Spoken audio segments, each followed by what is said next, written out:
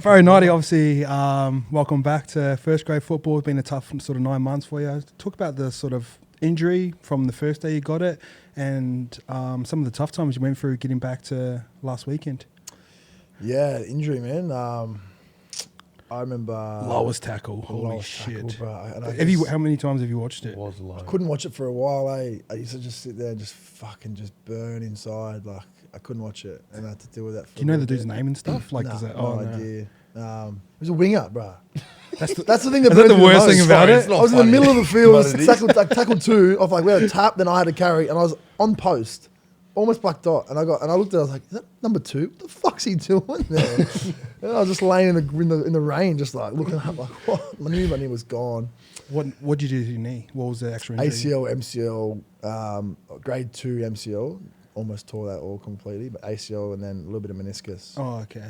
Yeah, I just remember laying in the rain, just going, fuck me. Like, and then obviously the weeks and months, maybe about a month after that, like that followed, I just went like, I'd worked so hard to get back there. I had like 3 surgeries in the off season, like Rico, clean out, and I'd like just started to feel like I got a bit of momentum back in the side, playing all right, bang, and I just lost a bit of myself, and the last 9 months been a bit of a journey, man. What do you mean by you lost yourself? Like, what does that mean? I had attached my whole identity to football. Like, that was what I wanted to do. And like, I had blinkers on, the football bubble. I guess you've been there for a little bit as well. Nothing else really mattered to me. Like, I didn't care about, I didn't think obviously football was going to end. I was like, I'll figure that out one day. And so my life was like 95% football, and everything outside of that, I just attached myself to the image of football, my identity. And that was gone. I was like, well, what do I do now? Who am I? Like all these like weird questions, like big questions I just hadn't asked. And I didn't really want the answer. I just sort of, started partying and got a bit lost in that scene. Yeah. Obviously, like I've known you for a while and you've always been like the light, fun guy. Obviously, you're fucking 6'5" or 6", so you sort of stand out. I've always found in the past when there's guys that always seem happy up front, they're always masking things behind. Yeah. Going through that journey of an ACL injury, did it start to dig up like sort of childhood trauma and everything else in between where... Cause like I said, all my memories of nighty are just fun. Like we go out, party, have fun, talk shit, do what we do. But like I said, like there's times you've been opened up to me personally. Was that kind of like the explosion moment for you? Yeah, and that was when a lot of things bubbled up when I didn't have that solid base of football, training, routine, all that kind of stuff. All that childhood trauma, all that stuff sort of bubbled to the surface, and especially when I just kept going further and partying, all that kind of stuff, trying to mask it, and then it just wouldn't work anymore.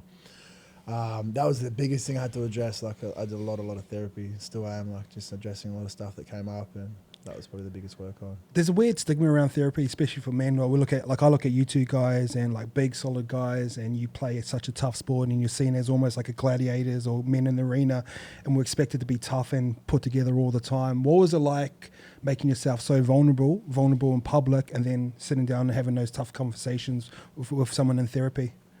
Yeah, that stigma left me a little bit when I was in rehab, to be honest. Like, I was stripped back pretty bad. I mean, after like the state I was in, to go in there, like it wasn't exactly a light decision. I feel like I should go to rehab. It's pretty fun. That sounds fun. Like, so I sort of lost a lot of that stigma, and like you said, I can't talk about feelings and all that other shit that sort of come along with it that probably contributed to me bottling a lot up and escaping that way. But it was pretty freeing, to be honest. Like it was. When it all came out, when the story hit, it was like just the vulnerability was really sat with me in a weird way. People messaging me like, oh, congrats. And I was like, oh, fuck, now people know. I was like, I want to throw my phone away. People sent me nice messages, but I was like, fuck, now it's out. Like, it's real. Yeah. Was that a good thing though, that it was out? You felt way lighter? Yeah, I felt free. And saying that, I got people like messaging me saying like, mate, you've given me like hope and inspiration to like go through therapy, stop drinking, go do this, stop taking drugs. And that was overwhelming like feeling of like, wow, like if I can help any person, like with just talking about what I've been through, like it's a pretty amazing feeling. What was rehab like? I was about to laugh too. Do you know what? It's just a weird stigma around rehab. I want him to tell you a story about how he tried to about how he tried to get himself kicked out. Bro, I could imagine him being too proud. Oh, but I was like 2 weeks in, pretty deep into some, like, uncovering some deep shit about me. And everyone was passing around vapes. I was like, vapes are banned. Like I got caught with one. I don't even vape, but I was just like stressed in there.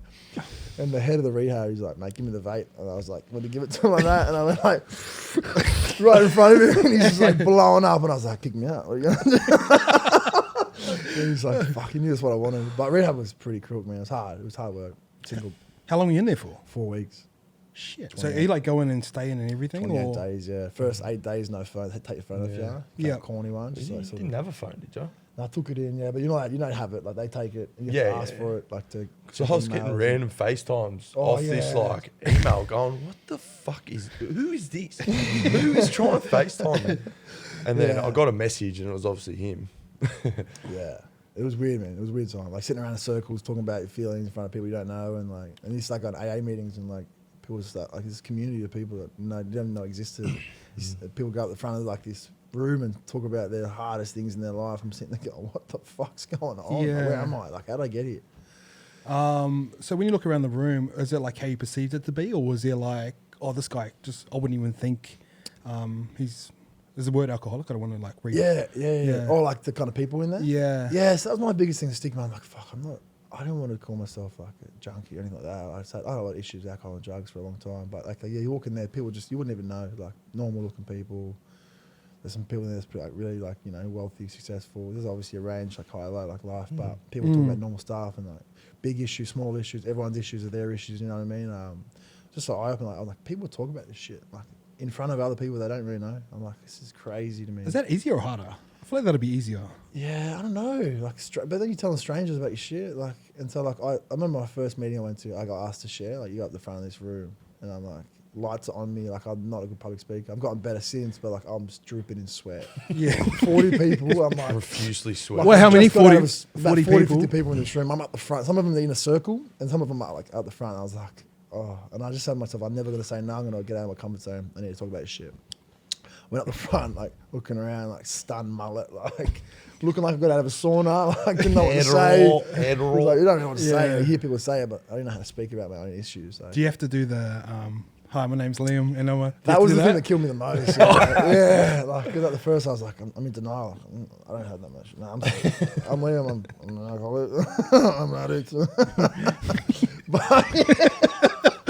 But yeah, mate, it was fucked, man. It was hard, but then you got better and better. You talk more and more, and you sort of, uncover more of the issues. You had a pretty tough conversation with your coach. What made you want to tell him straight away? And we've talked about coaches as almost like father figures. And I associate a father figure with someone that can like discipline you and show you love. And I think that's why we always associate coaches as father figures. Yeah. What made you want to tell him straight away? Well, leading up to that, I remember a couple of meetings at training, and JD was talking. Like, I think it was a couple of stuff going on with other players, like talking about the trajectory of a lot of NRL players. They live a certain life, they create bad habits when they're playing. About alcohol, drugs, gambling, cheating on the miss, all that shit that comes along with the stigma of footy players. And then they finish their career, they don't have the money coming in, everyone leaves them, and then they're just a mess. They don't learn how to be good people. They don't learn good habits in their playing career, and obviously when they finish, they're like wild, in the wild pretty much, and they really struggle. And that really, really resonated with me a lot. And then, I don't know, I got to this point where I was at my lowest point before, I was like, I need help. Like I was reaching out, what do I do? How do I do it?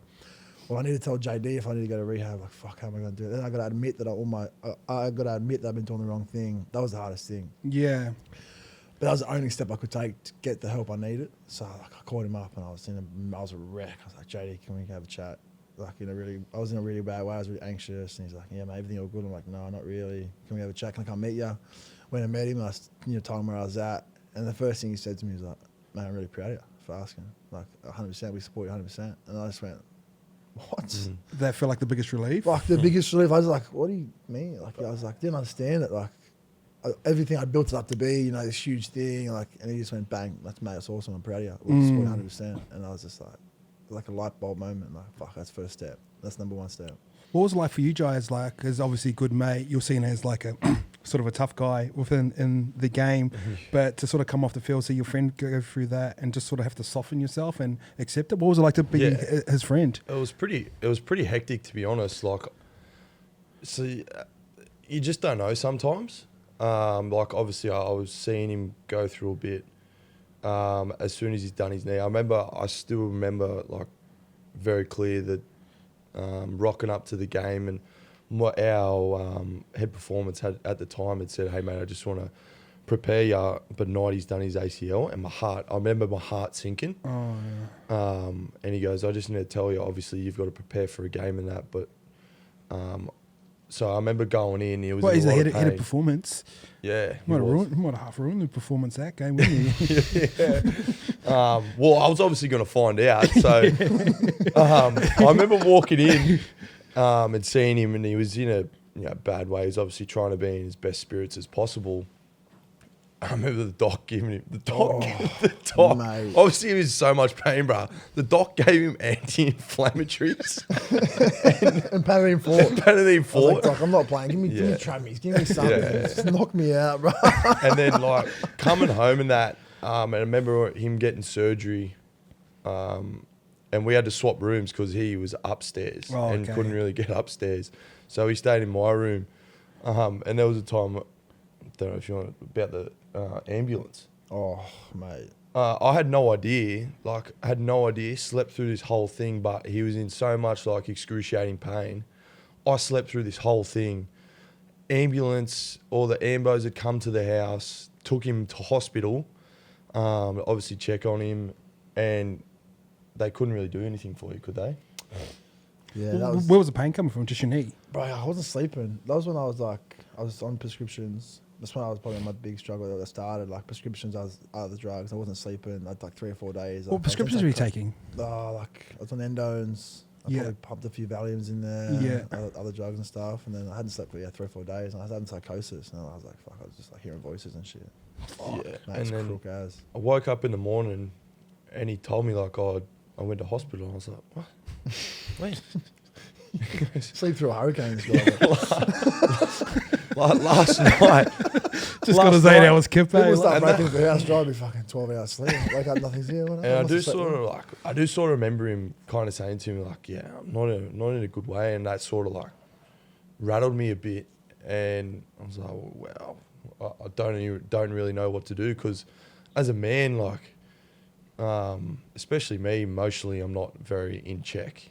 No, I don't do good with emotions, so I don't really. You'd be surprised, but a lot of guys don't. Yeah, man. exactly. Especially now in that So I industry. didn't know like how to like be there for him or ask if you're alright. I tried to, but I didn't know like if he'd want that. And then I remember him calling me saying he was going to rehab, and that was pretty tough as well because we were roomies at the time, and I was like, shit, this is like a serious problem. He's actually really struggling and stuff like that. Remember him getting out. I went to his graduation. It was pretty cool. And there's one thing he probably won't say that he should be proud of. He's the only one out of his group, out of the rehab group, that hasn't relapsed yet. Oh, really? Yeah, so he's obviously the only one that hasn't relapsed, which is something to be proud of because how many people are in there? It'd be 10 plus. Like 20, 30 people. Yeah, come 20, through. 30 people, and The he's other the people only pull the one. Plug, get out early. We went through about 4 chicks in 2 days. Everyone just like quit. Yeah. It was hectic, bro. And once he got out and he started to work on himself and started to find out what he would like to do, and I was feeding off his energy. Like he was asking me if I was okay, and we'd sit down and have a chat, do all that stuff, and not all the time, but very, I suppose. Just enough, eh? Just little enough. check-ins. Yeah. Yeah. He was always checking up on me, and I didn't even. I suppose I've got problems, but I wasn't the one that just sort of. Yeah, I was the one that didn't just get out of rehab, and Yeah. so it was more. We were actually having conversations about life and in general life, and it's actually pretty cool to think back that he wouldn't know this, and I'm not bullshitting when I say this just because it's on camera, but he sort of changed the way I think about life and go about it, and checking up on my mates. And as I said, mate, I was trying to feed off his energy as well. And then obviously him getting out of rehab, that sort of made me think, well, I obviously love to have a beer and enjoy that part, but I'd always said that I don't want to be the one to make him relapse. Like that just was a non-negotiable for me, and didn't want him to be around it. Obviously I'd go out, but I said to him, I did say to him, if you're ever going to like have beer and that, I'm not to be around. I do not want to be around you, because I know for a fact I'll sort of be the one to blame myself, and people will blame me for that. Yep. So I tried to steer him away from that. I would come home, hungover and that. That was the best thing for me, bro. Yeah, that makes you feel better, eh? 5:30, 6 a.m. going for walks. I come home, he's dead on the couch until about midday. Just Uber Eats, sleep. I go, fuck that. What am I missing out on here? There was a time, there was one cruel. time I come home and I must have been really loud we lay in the lounge room, and he couldn't say he's not a good sleeper at the best of times. And he come into my room, angry as Next door, banging on doors. Yeah, you want to sleep, bro? You want to sleep, bro? And they were taking a photo of me, and I looked like death. But then thinking like, fuck, I didn't want to be the one to, have alcohol or shit like that around him. So Yeah. it was hard to see, but then again, like it's pretty cool to see him now, how far he's come, and it's pretty. As a mate, you're proud. Fuck yeah, Nutty. Mad. No. What's the couple things that you've taken out from rehab that you do every day now that keeps you in check? Because I always see you take photo of your socks and stuff. Like, is that just a little reminder? I just like spreading positivity. I really choose what I consume on social media. I think you talk about it a lot. Like what you consume, what you look at, is what you sort of feel. I like cut out the shit, try and stay off all the reels and all that kind of stuff. Look at positive content, read books, walk. Like just sort of keep busy in good ways. I was going to a lot of meetings at the start. Now I'm probably I'm very busy these days, but also like started giving back was like a big thing they talk about. Yeah. So like I started feeding the homeless every Wednesday, or every Wednesday I can get there every second week, which was a really like big eye opener. Like you think you got problems, you think you got going on, and people that like struggle to find houses and food and that kind of stuff. It's just a bit of a perspective change, and you talk to people with like that kind of scene. It's pretty powerful stuff. Yeah, for sure. And then another guy like randomly, like I sort of shared my story, and then someone sort of come to me like, my husband's really struggling with alcohol. Are you able to like have a chat to him and see if you can help him? I was like, what the imagine like 6 months ago someone asked me if I can help him get off the piss. I was like, you're talking to the right guy. And this guy was like struggling and had a tough time, and now he's like 2.5 months sober. So that sort of for me like gives me back what I need. Like help this guy get sober. Now we're good mates, and It's the best feeling, eh? mate, it's amazing. Yeah, we started a business, me and this guy. Are you? Yeah, it was sick. Yeah, sick. One of like my very first podcast I did was with Travis Young, and he talked about the time he tried to commit suicide, and he was writing his son a suicide note, and he ended up in rehab. And I still get messages today from like partners or guys that have gone to rehab from that single podcast. So keep spreading the message. You'd be surprised how common it is. Yeah, 100%. I couldn't like when I started getting those messages after I did that story. It was crazy, man. Yeah, Just for having sure. conversations.